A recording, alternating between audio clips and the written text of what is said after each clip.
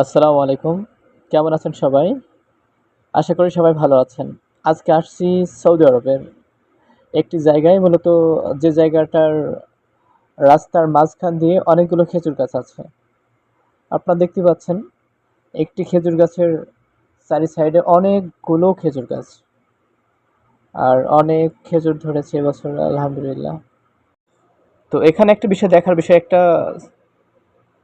অনেকগুলো গাছের নিচে প্লাস্টিকের যে ছোট থালা বা একটা পাত্র রাখা হয়, এটা মূলত পানি রাখা হয়। এখানে অনেক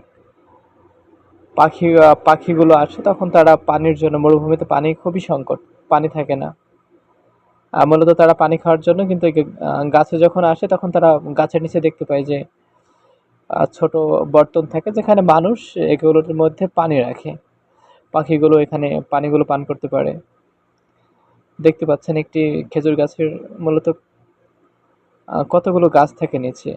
আমাদের দেশে মূলত হয়ই না এই গাছগুলো, আর এখানে একটি গাছ থেকে অসংখ্য গাছ গোড়া থেকে বের হয়। এমনকি গাছের যে ছোট ছোট ডালগুলো আছে সেখান থেকেও গাছ বের হয়, সেখান থেকে কেটে আবার নতুন করে যদি লাগানো হয় গাছগুলো মোটামুটি। এ হচ্ছে আমার দোকান, দোকানের সামনেই মূলত গাছগুলো ছিল, তাই ভিডিও শেষে দোকানের মধ্যে চলে আসলাম। এগুলো হচ্ছে টমেটো, ক্যাপসিকা, তারপরে হচ্ছে অনেকগুলো আর কি, রসুন, তারপরে মালটা, আপেল, মূলত যে ফলমূলগুলো এখানে পাওয়া যায় মূলত এগুলোই।